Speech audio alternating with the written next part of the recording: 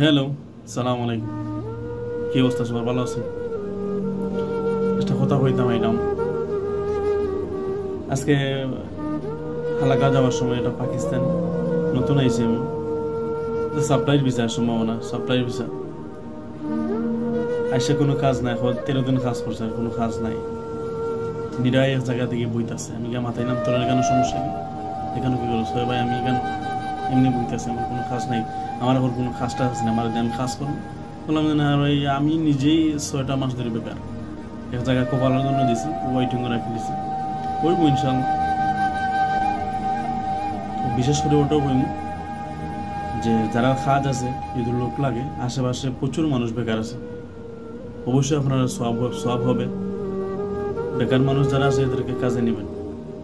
মানুষ তো কাজ তো পাইতেছে, কিন্তু কাজ মানুষ পাইতেছে না। যারা কাজ আছে একটু কষ্ট হইলেও, যারা কাজ নাই ওরা একটু কষ্ট করে কাজে নেবেন। Thank you.